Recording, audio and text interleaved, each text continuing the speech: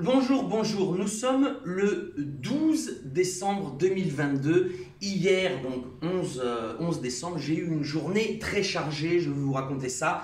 Évidemment, je suis à Lima, au Pérou, il se passe des choses en ce moment. Alors, nous avons commencé la journée tôt le matin en allant présenter un documentaire que nous avons réalisé sur les ronderos. Donc nous étions dans une réunion de ronderos, donc ces organisations sociales du monde rural péruvien dont fait partie le président Castillo. À la suite de ça,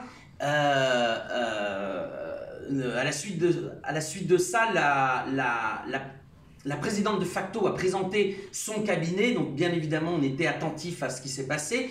Puis nous avons évidemment regardé le match de foot et la victoire de la France sur l'Angleterre. Après ça, nous sommes allés voir les manifestations contre le coup d'État parlementaire qui se réalise encore à Lima et dans plusieurs villes et villages du Pérou. Puis nous nous sommes déplacés à l'Assemblée Générale des Peuples, qui est la gauche traditionnelle, la gauche organisée, les syndicats, quelques mouvements sociaux et partis. Et puis nous sommes retournés sur la place San Martín dans les manifestations. Nous sommes allés à la conférence de presse d'Antauro Humala. Et nous avons terminé sur la place San Martín en interviewant plusieurs personnes. Une journée très chargée, riche en rebondissements. Bravo les Bleus au passage. Donc, j'ai même eu le temps d'aller chez le coiffeur entre deux événements, comme vous pouvez le voir. Donc, je reviens sur les trois événements les plus importants en ce qui concerne le Pérou. Premièrement, la présidente de facto, donc Dina Boluarte, a présenté son cabinet ministériel. Donc, comme il fallait s'y attendre, c'est un cabinet de technocrates, qui occupent finalement des postes de pouvoir au sein de l'appareil d'État depuis 20 ans, qui ne sont pas foutus de gagner une seule élection dès lors qu'ils s'organisent en parti politique et qui finalement orientent les décisions politiques des Péruviens sans jamais avoir été élus. Et c'est précisément pour cela que les Péruviens avaient voté pour Pedro Castillo, donc pour balayer toute cette classe politico-technocratique qui ne dit pas son nom. Alors, évidemment, chaque technocrate, même s'il occupe une partie de l'appareil d'État depuis des années, répond aussi à certains intérêts politiques, même s'ils ne font pas partie de partis politiques. Et là, on voit que le Fujimorisme et la droite a placé ses pions dans ce cabinet. Le Premier ministre, c'est un juge qui a participé à un scandale de corruption judiciaire. Alors, il n'a pas participé en jugeant, il a participé en participant. Donc, c'est-à-dire que c'est la prime, alors d'une part à la corruption. Alors là, on voit toute l'hypocrisie de cette opposition à Castillo qui dénonçait soi-disant que Castillo était président sans aucune preuve et qui là, aujourd'hui, accepte un gouvernement dirigé par un ex-juge suspecté de corruption. Et puis, ce qui est important de noter, c'est que c'est la prime, je dirais presque, au premier pouvoir de l'État, qui n'est pas le pouvoir exécutif, qui n'est même pas le pouvoir législatif, mais qui est le pouvoir judiciaire. Le pouvoir judiciaire qui exerce un lawfare continu au Pérou sur les opposants au système depuis maintenant plusieurs années et qui aujourd'hui a littéralement imposé un de ses pions comme Premier ministre du cabinet. Alors évidemment, ce cabinet, il fallait s'y attendre, ne plaît pas à grand monde, sauf les petits clans mafieux qui se partagent le pouvoir depuis plusieurs années. Et évidemment, ça a été détonnant pour la population. Alors, le peuple était évidemment rassemblé sur la place San Martín. Nous sommes allés donc, dans cette réunion de la gauche traditionnelle, qui est un peu hors sol. Totalement hors réalité, donc ils sont à dire voilà, nous voulons la nationalisation du gaz, nous voulons ceci, cela, des revendications politiques. On est dans une situation de coup d'État parlementaire, le peuple est dans la rue, le peuple manifeste pour la liberté de Castillo, pour des élections anticipées et une assemblée constituante.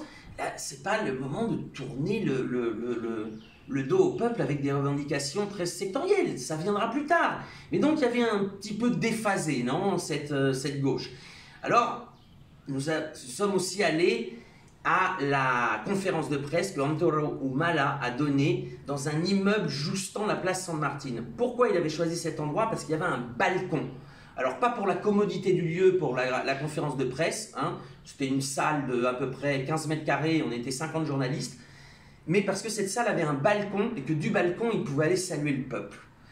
Sauf que la position d'Antauro Humala, qui est donc quand même l'outsider, qui représente d'une certaine manière l'ordre, c'est un ancien militaire, par rapport au chaos néolibéral et à l'ingouvernabilité qui règne au Pérou depuis plusieurs années, les gens espéraient un message puissant d'Antauro Humala qui reflète les préoccupations des manifestants.